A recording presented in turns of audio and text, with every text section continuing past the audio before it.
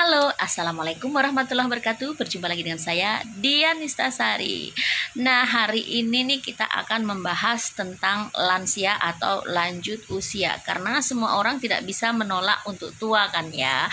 Pastinya kita akan menjadi tua. Atau mungkin ada keluarga kita yang sudah menjadi lansia di rumah dan mungkin mengalami hal-hal yang tidak bisa diceritakan. Yang pastinya dari segi kesehatan, terutama dari segi kebutuhan nutrisi, kita wajib tahu nih supaya kita bisa memberikan yang terbaik kepada para lansia di sekitar kita atau di rumah kita atau mungkin nanti pada saat kita menjadi lansia ya pastinya. Oke, lansia itu apa sih? Lansia itu sebenarnya orang yang berusia 60 tahun ke atas ya. 60 tahun ke atas. Terdapat perubahan kebutuhan gizi pada lansia. Perubahan kebutuhan gizi ini terkait dengan perubahan komposisi dari tubuh lansia, perubahan massa otot, dan juga peningkatan atau peningkatan dari massa lemak yang ada di lansia. Kemudian terjadi juga penurunan laju metabolisme pada lansia. Sejak usia 50 tahun ke atas itu dalam tubuh manusia terjadi penurunan 5% dari laju metabolisme setiap 10 tahunnya. Sehingga hal inilah yang mengakibatkan penurunan massa otot dan juga peningkatan massa lemak di tubuh lansia. Selain itu juga terjadi penurunan laju pencernaan pada lansia.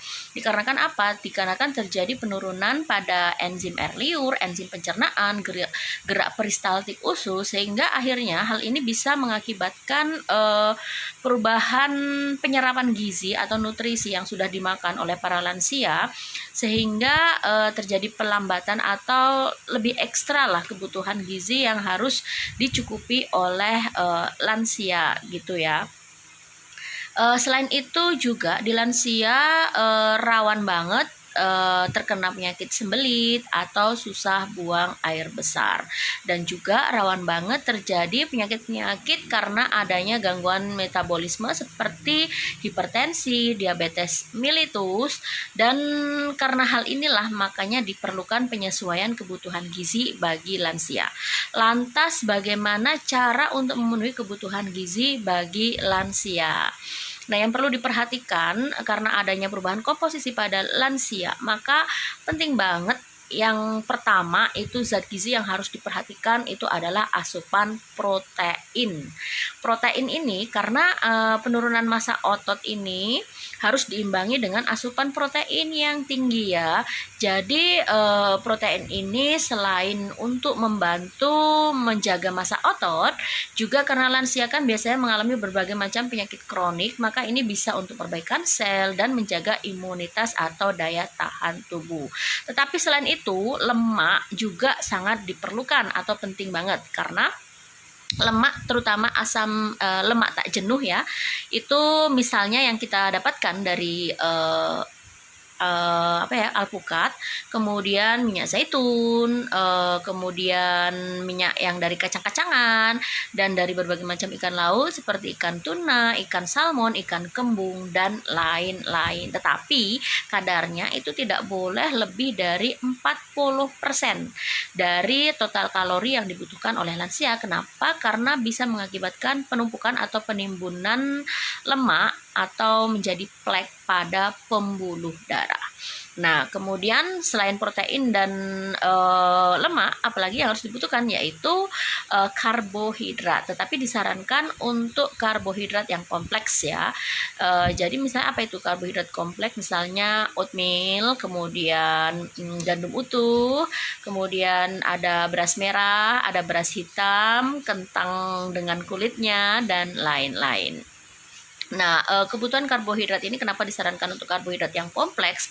Selain untuk menjaga kadar gula dalam darah ya. Jadi menjaga kadar gula dalam darah dan juga untuk memenuhi kebutuhan serat dari lansia.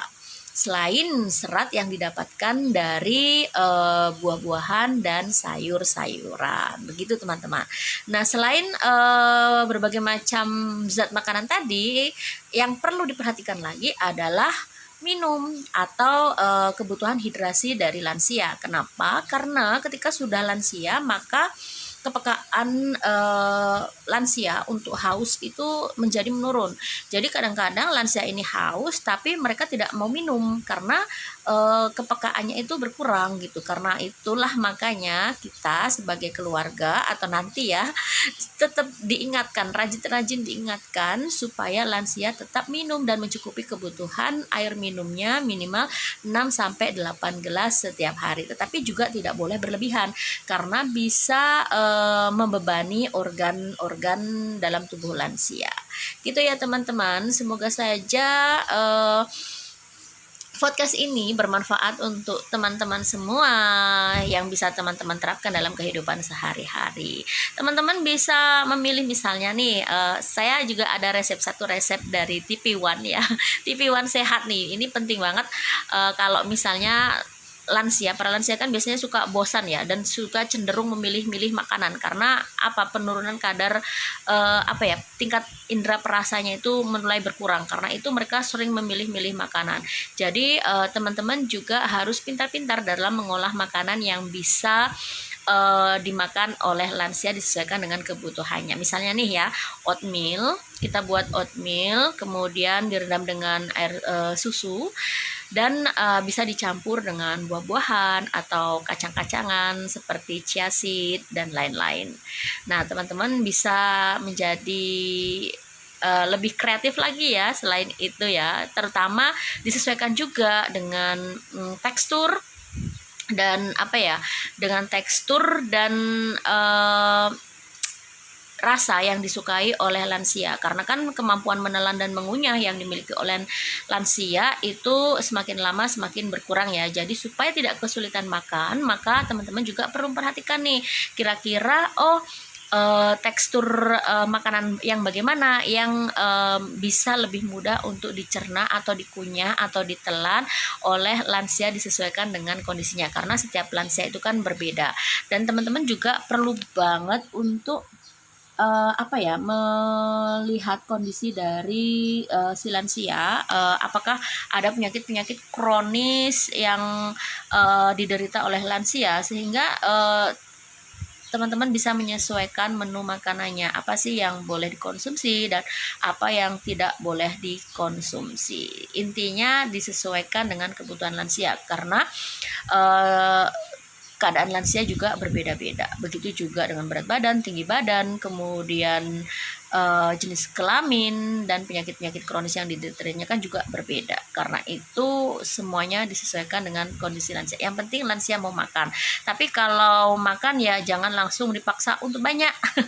Kadang-kadang kayak orang hamil gitu ya, kayak orang hamil kalau dipaksa makan banyak malah akhirnya muntah gitu. Jadi lebih disarankan dengan makan yang sedikit, porsi kecil tetapi sering ya. Porsi kecil tetapi sering dengan kebutuhan gizi yang seimbang dan disesuaikan dengan kebutuhan lansia. Cukup sekian dari saya. Mungkin nanti kita akan belajar nih cara mempersiapkan resep untuk lansia di video-video selanjutnya. Semoga bermanfaat. Terima kasih. Wassalamualaikum warahmatullahi wabarakatuh. Bye-bye.